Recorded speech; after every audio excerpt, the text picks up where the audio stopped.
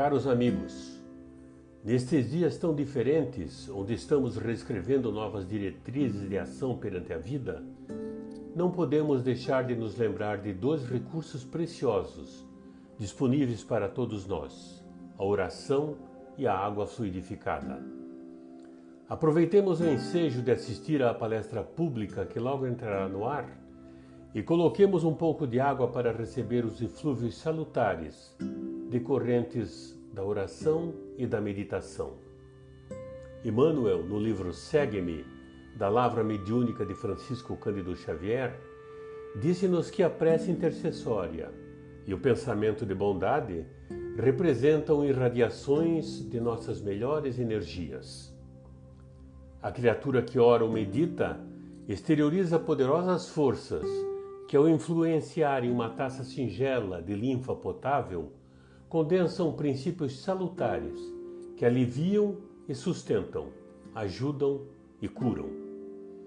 Aproveitemos, pois, esses instantes de profundas reflexões sobre os reais valores da vida para recolher estas bênçãos num pequeno gole de água pura, que, de igual forma como aquelas que recebíamos em nossas casas espíritas, irão dessedentar nossas almas e corações. Muita paz. Sociedade Espírita Renovação.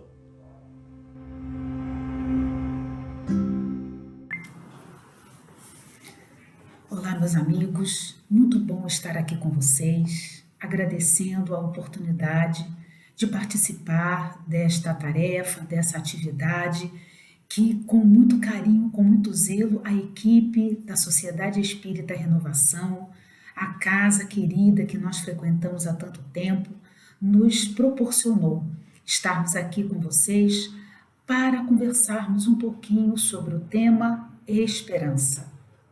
Como nos foi deixado para escolhermos, achamos então por bem trabalharmos, refletirmos sobre tudo isso que estamos vivendo nos dias de hoje. Me parece que ficará marcado antes do Covid-19 e depois do Covid-19, fazendo-nos repensar, reconstruir conceitos, relembrar situações em que a humanidade inteira, esteve sempre sujeito em várias fases, e pensarmos também que isto não acontece só conosco, individualmente ou localizado. Então não é só aqui em Curitiba, Paraná, não é só aqui a nível Brasil, é a humanidade inteira que passa por estas situações de aflição, de sofrimento, de isolamento social e tudo por um bom propósito, Então precisamos agir de encontro às regras, às normas que nos possibilitam, resguardar-nos para também visualizar o resguardo, o cuidado com o outro, com o próximo. Então, precisamos seguir as orientações, ficar em casa e buscar desta forma nos encontrar no ambiente melhor possível, cada um fazendo a sua parte neste processo de crescimento, com certeza individual. Então, o tema que pensamos em trabalhar com vocês é sobre realmente a espera de algo que ainda vai acontecer. Situações que não sabemos ao certo como advirá, mas que no hoje podemos então nos questionar. O que entender a respeito da esperança, como senti-la nos dias de hoje, nos dias difíceis de hoje? Que força que nos move a essa direção de acreditarmos num futuro incerto, mas concomitante a isso, termos a certeza de que algo acontecerá, seja ele de uma maneira boa ou seja de uma maneira que não é tão boa assim. Portanto, nada melhor do que as mensagens trazidas no Evangelho, recheado de situações enobrecedoras, ligadas a esse plug: fé, solidariedade, caridade, amor ao próximo, mensagens que o nosso amigo Jesus nos deixou perpetuada e mais atuais impossível. E é lá no Evangelho, no capítulo propriamente 19, no item 11, que na instrução dos Espíritos vem nos trazendo a seguinte mensagem: a fé, nas três virtudes, a fé é a mãe da esperança e da caridade. Aqui, caridade é entendida como o amor em ação. Então, nós temos a fé, é o ponto de partida, é a mãezona, a fé. Mas essa fé traz lá no Evangelho segundo o Espiritismo, não é uma fé qualquer, não é uma fé cega, acreditar porque é assim e ponto final. Essa fé que os Espíritos nos explicam é a fé raciocinada, é aquela fé em acreditar em algo com bases sólidas, é aquela fé que tem fundamento para existir, para que nós possamos empreender esforços e realmente acreditar que, por intermédio da esperança num futuro que será melhor, aliado à caridade, que é o amor em ação, nós construiremos algo de muito agradável, de bem-estar, proporcionando-nos uma leveza, proporcionando-nos a busca da felicidade. Então, essa fé, ela deverá ser, né, algo que nos impulsione, que seja firme. E lembramos, logo nas primeiras páginas, na primeira, melhor me referindo, do próprio Evangelho que estamos aqui trabalhando com vocês, onde traz lá: fé inabalável é aquela que pode encarar frente a frente a razão em todas as épocas da humanidade.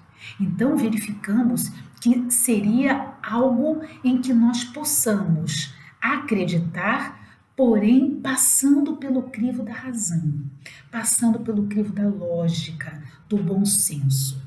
E aí, adiante, como a fé é a mãe e tem então as duas filhas, que seriam a esperança e a caridade, a esperança, portanto, é aquela situação em que é a tendência por acreditar num futuro possível.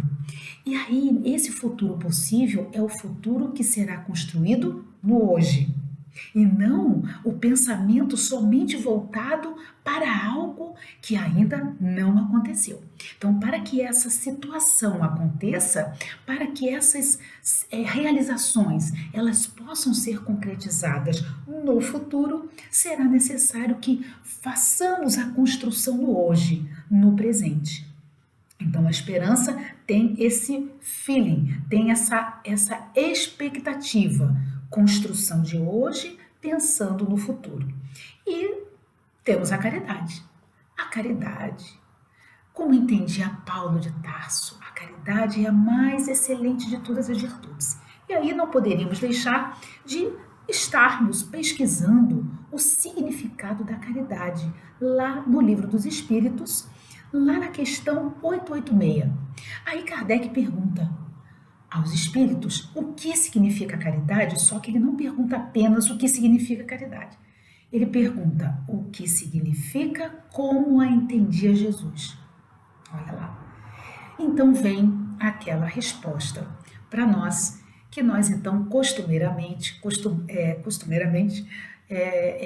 falamos, né, sobre a questão do BIP. Esse BIP é algo que deve estar sempre conosco, sendo acionado em todas as horas.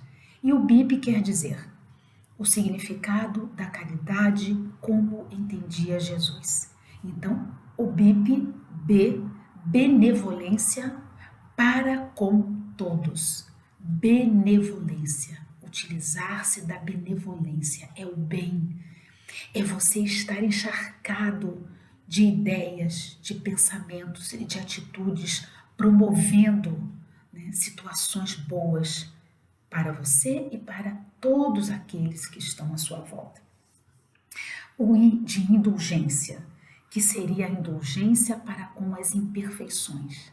É você se condoer com a dor do outro e é você perceber que o outro sofre E por isso ele traz as imperfeições que nós também trazemos e que precisamos alterá-las, que precisamos modificá-las. Então, ter indulgência é olhar, é ter o olhar mais sensível para o outro e perceber que não só o outro erra, que nós também erramos em muitas ocasiões. Então, trabalharmos com as imperfeições, indulgência.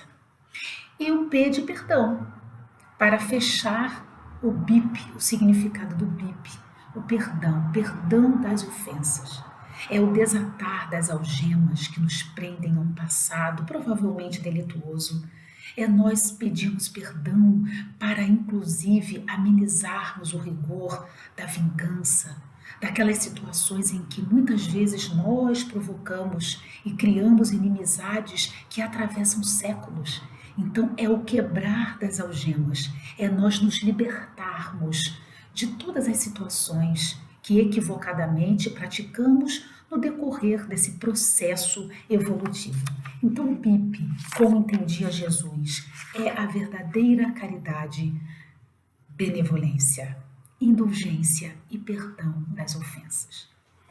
Mas, agora, vamos provocá-los no sentido de trabalhar um pouquinho a respeito dos fundamentos da esperança e a sua correlação com a fé e com a caridade. Então tivemos, como nós já comentamos, as lições no Evangelho são muito frutíferas, recheada de muitas situações que vamos aproveitá-las. E falando em aproveitamento, temos a ajuda da própria filosofia, da própria ciência e da religião para nos ajudar a enfrentar os fundamentos da esperança com relação à fé e à caridade. Então foi Santo Agostinho que trouxe para nós lições importantes quando ele entendia a esperança em dois grandes vetores. O primeiro deles tratando-se da indignação. Então, Santo Agostinho considerava que a esperança ela deve estar fundamentada, num primeiro momento, na indignação. Nós precisamos estar indignados com situações que ferem ao próximo. Então, são as situações de violência, são as situações da fome, são as situações de todos os males que afligem a humanidade. Então, não tem como ter esperança se tudo está bom, se tudo está tranquilo. Está tranquilo, tem gente morrendo de fome, o Covid está aí, tem pessoas enfermas, a morte no Brasil aumentou no mundo inteiro, então está tudo bem. Não está tudo bem. Então essa indignação, essa inquietação é necessária. Mas aí vem a pergunta, o que nos inquieta? Quais os reais motivos da nossa indignação para podermos nos projetar para um futuro melhor, a esperança? E a outra base, o outro vértice, é a coragem. Então, de um lado eu tenho a indignação, aquilo que me incomoda, aquilo que não está confortável para mim, são situações que me afligem, das mais variadas, e por um outro lado a coragem de modificá-las. Então, indignação e coragem para Santo Agostinho, isto seriam elementos estruturantes para construirmos uma esperança, algo que está lá na frente, mas que no hoje precisamos começar a construção dessa fundamentação. Também São Tomás de Aquino veio nos brindar com uma comparação também interessante. São Tomás de Aquino comparava a esperança com uma âncora, só que em pontos de vistas diferenciados. A âncora, ela vai trazer um sustentáculo, ela vai nos trazer uma sedimentação, um aporte, uma referência. Só que a âncora, assim que ela é arremessada, ela afunda. Então, é uma expectativa para baixo. E, no entanto, a esperança, ela também vai ser um sustentáculo, ela vai nos servir como um aporte, como uma fortaleza, só que voltada para cima, para Deus, para algo enobrecedor. Então aí a contribuição de São Tomás de Aquino. E ele então prepara três situações. A fé através do conhecimento da verdade. A fé. Conhecereis a verdade e ela vos libertará. Também trabalhando na expectativa da esperança, colocar o teu desejo, mas no verdadeiro fim. Haverá de ser um verdadeiro fim, não pode ser um fim qualquer. Se nós não sabemos onde vamos, não temos como alcançar um bom resultado, não sabemos qual o caminho a seguir. Então precisamos ter um roteiro, e é esse roteiro a esperança. E no final, a caridade, que ele chama de amor retificado. É necessário fazer uma construção do verdadeiro amor, não o amor desejo no sentido fugaz, não o amor ilusão, aquele que vai e aquele que passa, assim como chegou, ele vai embora, mas é o amor retificado. E aí a gente lembra, né, do amor, dessa palavra amor, né, quando a gente trabalha com a caridade posta em ação. Amor, caridade. Então é o amor, abnegação. É o amor, construção. É o amor que não pede nada em troca. É o amor incondicional. Aquele amor que Jesus, né, veio exemplificar. Quando ele dizia, eu sou o caminho, a verdade e a vida. E ninguém chegará ao Pai senão por mim. Lembrando de Jesus, também lembramos de Pedro. E foram nas cartas de Pedro, quando ele, né, naquele diapasão de dar ânimo, tenha um bom ânimo, né, tenha um bom ânimo. Foi essas lições que o Mestre nos deixou. E ele continuou, porque sobre ele Jesus construiu a pedra, a rocha das suas mensagens da Boa Nova, junto de mais tantos outros discípulos que demarcaram um momento especialíssimo da propagação da Boa Nova, da palavra do nosso amigo Jesus, do amigo incondicional.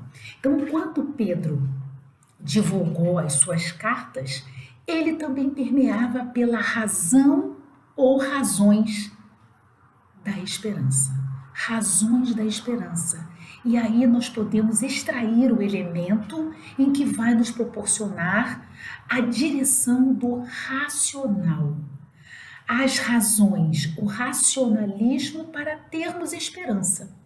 E diante disso, Pedro perguntava, Pedro indagava, o que buscais? E aí a gente tira para a gente nos dias de hoje.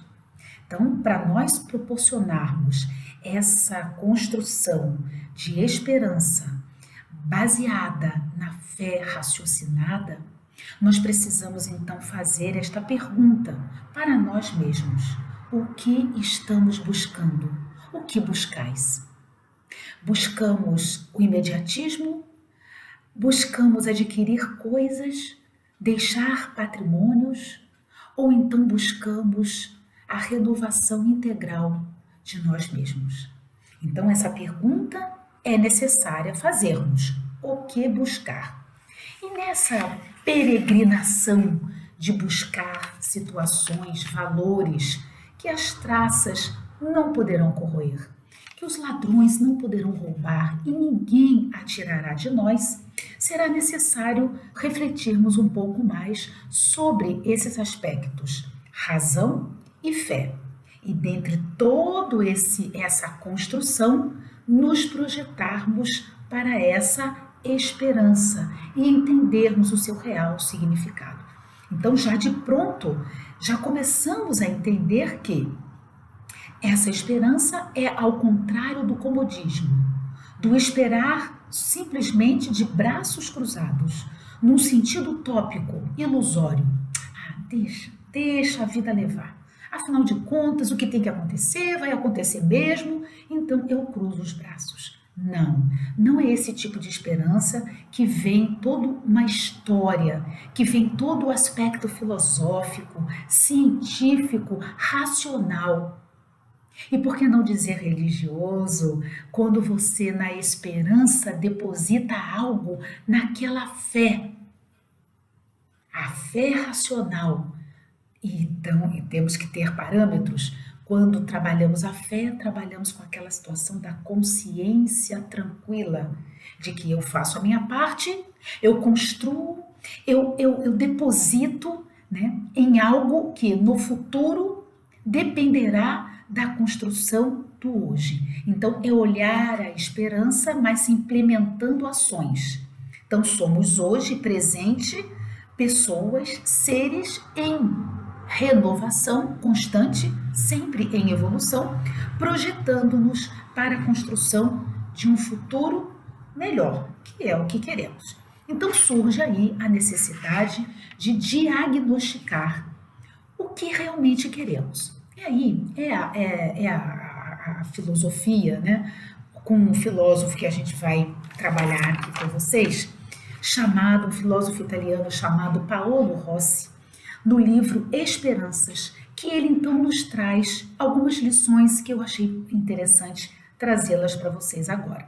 Então, de forma bem resumida, nós então construímos esse raciocínio. Então, assim, com base no Paolo Rossi. Então, ele trabalha com 3 tipos de esperança. E o cuidado que devemos ter com as 2 primeiras. Então, ele trabalha dessa forma. A primeira delas é o perigo de viver sem esperança. Isto é perigoso, isso não é bom. Você viver sem nenhuma esperança.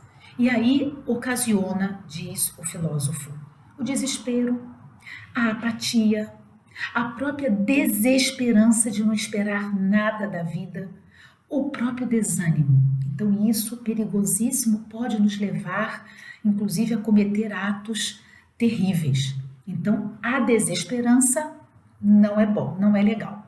E aí ele explica a segunda esperança, que também é perigosa, que também não é muito boa. Ele trabalha com esperança desmedida. É aquela esperança que não tem bases concretas. É a utopia, é a fé cega, sem passar pelo crivo da razão, do bom senso. E aí ele faz uma metáfora com a história da mitologia, né? A mitologia grega.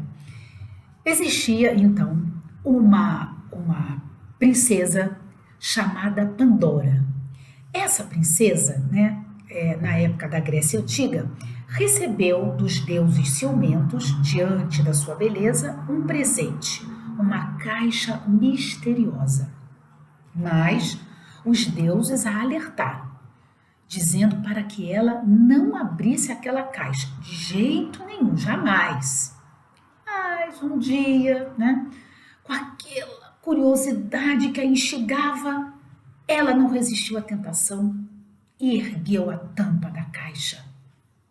E nessa situação foi liberando no mundo os grandes males. Então liberou os males da doença, da inquietação, da loucura, do desespero.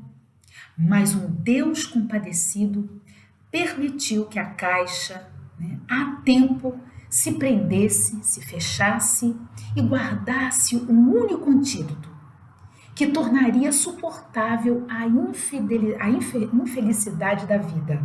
Qual seria? A esperança.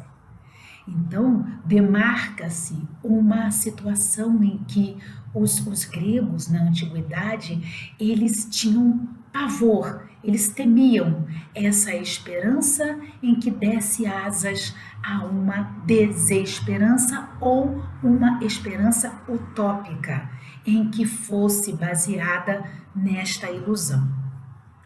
Trazendo para os dias de hoje, então, verificamos esses fake news, essas notícias falsas, que levam, né, para a casa das pessoas, para o mundo íntimo das pessoas, situações que não são verdades.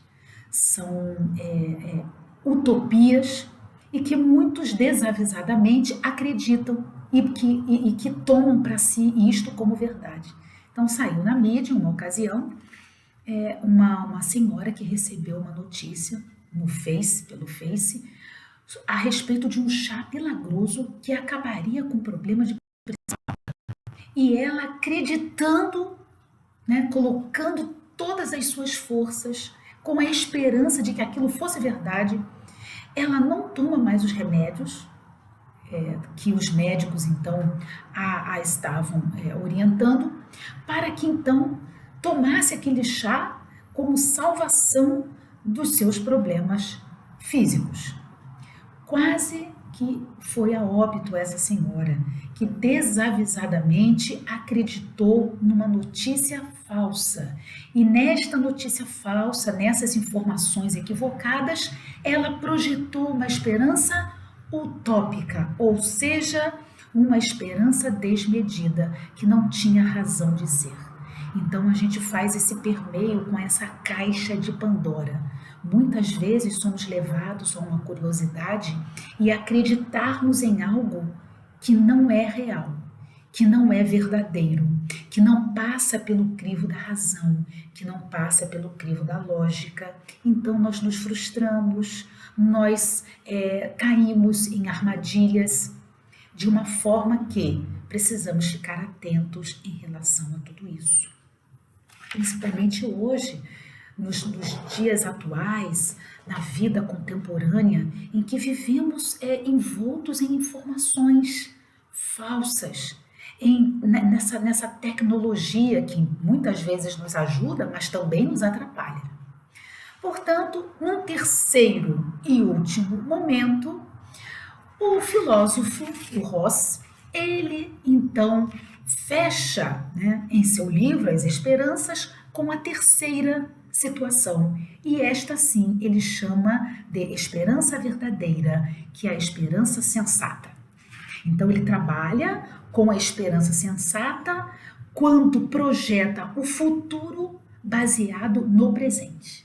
Então é o presente, é o hoje, por isso chamado de presente, é o hoje que vai nos proporcionar a construção de um futuro melhor. Então a gente vai ter a esperança sensata quando tomamos atitudes, quando construímos, de acordo com o nosso livre-arbítrio, as situações pautadas na fé inabalável, na fé racional e através da caridade, que é o amor, que são as construções pautadas no bem do próximo. Façamos aos outros o que gostaríamos que os outros nos fizessem. Então, a respeito dessa esperança sensata, que seria verdadeira, segundo o filósofo, lembramos de uma passagem do Evangelho, diante de tantas outras, mas pensamos aqui esta em especial para poder exemplificar o que então estamos aqui conversando com vocês hoje. Essa passagem do Evangelho está lá no livro Primícias do Reino, psicografia do nosso Divaldo Franco, pelo espírito Amélia Rodrigues. Capítulo 5 vem falar sobre o mancebo rico, um rapaz que tinha todas as possibilidades, a juventude, riquezas, poder, vinha de uma família em alto escalão e, mesmo assim, batia nele, no seu coração, uma infelicidade. Ele não se sentia feliz. Ele não se colocava numa posição de esperança. Ele, então, naquele tumulto mental, emocional, espiritual, ele encontra-se com Jesus. E é um encontro muito significativo. Quando Jesus, então, o convida, é o chamado, chegou a hora, vem comigo, siga-me. Aqueles minutos para aquele rapaz, para aquele mancebo, parece que durou uma eternidade. Siga-me, venha comigo. Mas, antes disso, distribua tudo o que tem, toda a sua riqueza, para os necessitados, para os famintos, para aqueles que realmente precisam.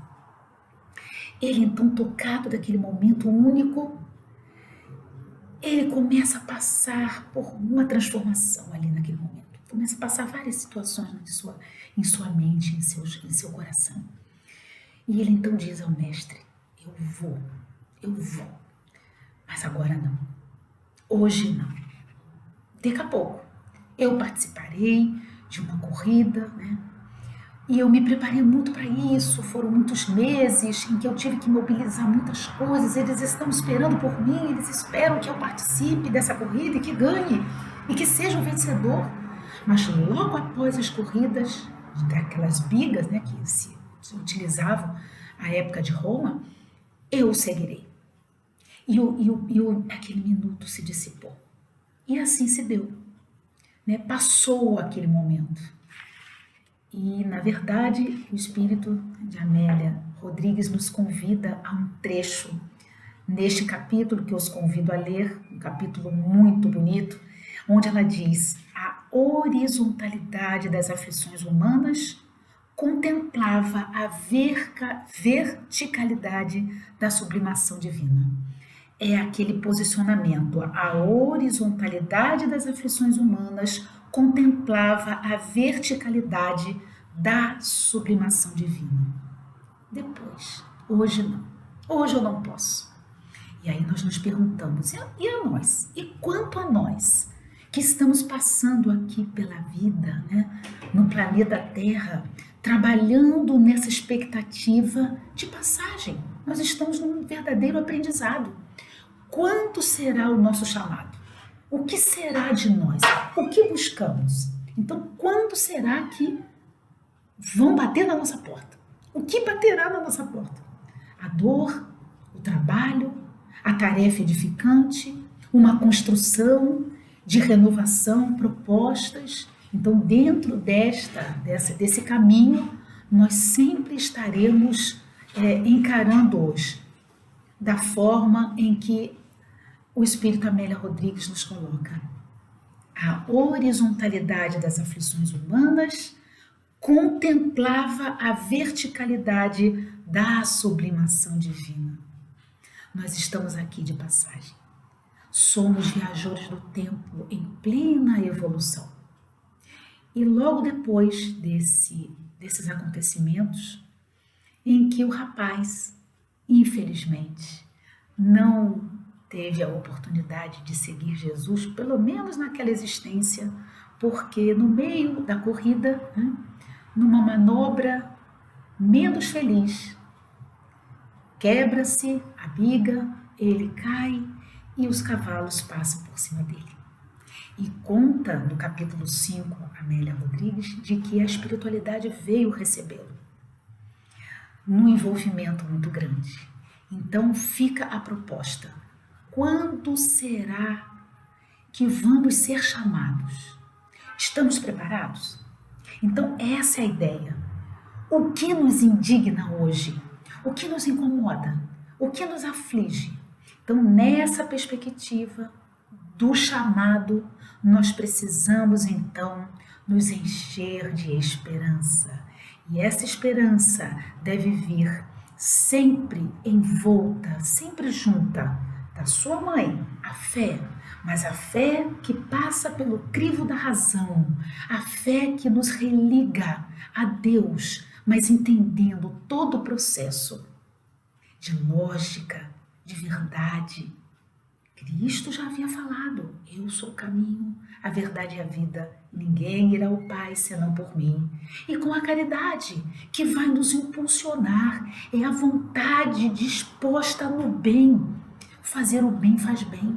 Nós esquecemos das nossas dores, paramos de nos vitimar. Ah, pobre de mim, como sofro. E vamos olhar para a dor do próximo. Vamos verificar que o nosso irmão, que está do nosso lado, sofre também. Então é esse olhar de empatia para o outro. Então, lembrando de Santo Agostinho, indignação e coragem para modificar aquilo que não está bom, aquilo que nos incomoda, aquilo que está em desconforme com o que deveríamos na construção de um mundo melhor. E, na verdade, a gente se pergunta: todo mundo quer ser feliz, a ideia é essa. Todo mundo quer momentos de alegria. E essa esperança foi perguntada uma vez, né, para um filósofo: será que podemos trabalhar a esperança com o bom ânimo, com a alegria? Sim, mas é aquela alegria baseada na racionalidade. É a alegria de levar ao outro um conforto, uma palavra amiga. Lembramos de São Francisco de Assis, né? Levar a luz nos lugares aonde há trevas. Levar alegria aonde há o desespero, aonde há desesperança. Levar uma palavra de consolo. Levar momentos de ânimo para aqueles que estão desalentados. Então, levar um sorriso não custa nada. E principalmente nos momentos em que estamos vivendo, que precisamos ficar mais em casa. Fique em casa. E ainda bem que precisamos ficar em casa. E vamos construir algo de bom em casa. A família é a base da nossa sociedade. Então é ali, é o curso de pós-graduação no seu mais alto nível. A convivência no lar. Uma convivência fraterna, uma convivência respeitosa, onde nós temos a vontade de estar e permanecer com os nossos familiares, que são aqueles que estão no lugarzinho, que deveriam estar. É aquelas pessoas em que precisamos conviver. Então, é no lar, é a verdadeira estrutura do lar, que nós, então, nas nossas aulas de Direito de Família, falamos com os nossos alunos. O lar deve ser um lugar, L de lugar, A de afeto e R de respeito. Um lugar de afeto e respeito, onde nós vamos, no hoje, construir a esperança de um futuro melhor. Começando do começo, no lar. Então, nos conhecendo, fazendo a nossa análise e estando aí prontos para suportar com coragem, com a fé raciocinada, todas as intempéries que é próprio do mundo de regeneração. Nós estamos passando por um processo de regeneração, tanto o mundo, quanto a sociedade, quanto nós mesmos. Então precisamos nos renovar, precisamos evoluir, precisamos reconstruir um futuro melhor que vai ser do hoje. Então, pessoal, finalizando, nós pensamos em deixar uma mensagenzinha rápida para vocês, e numa dúvida em outra, resolvemos deixar aqui um poema que o autor é desconhecido, mas esse poema intitula Felicidade.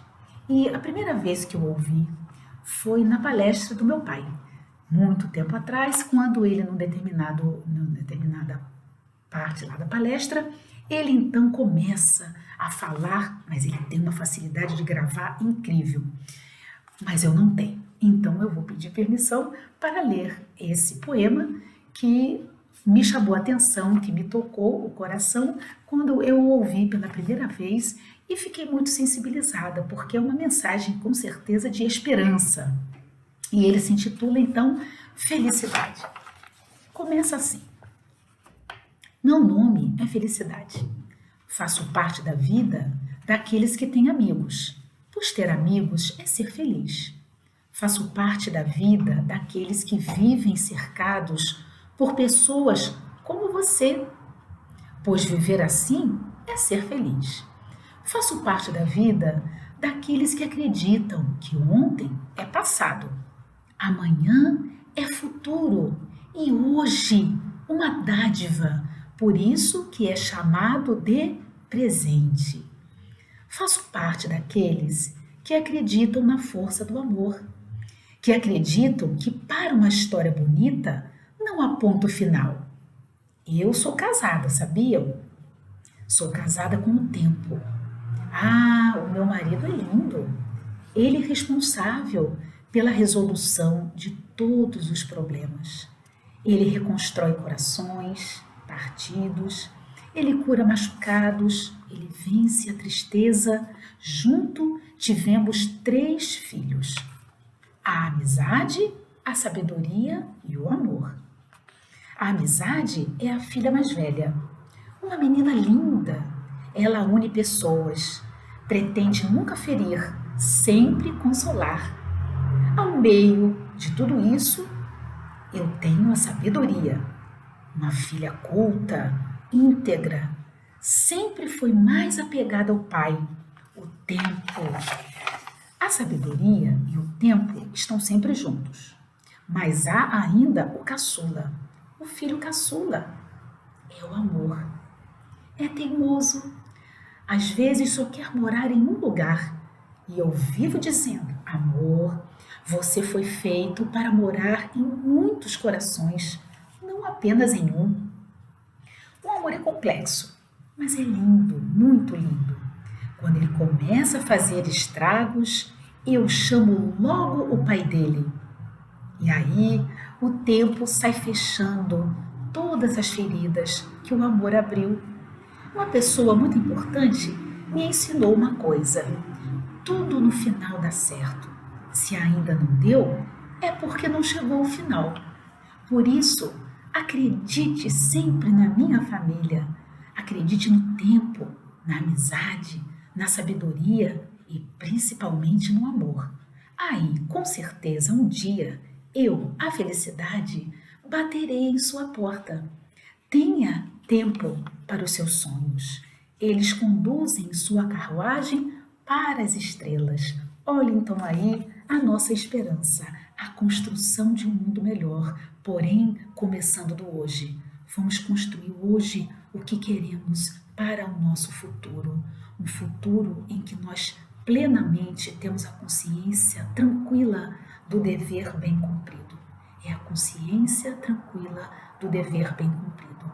Então finalizamos e agradecemos novamente a oportunidade de estarmos aqui, lembrando do Mestre Jesus. Tenha bom ânimo, eu venci e vocês vencerão também. Muita paz para todos, que nós possamos sempre alimentar a esperança verdadeira em nossos corações. Muita paz.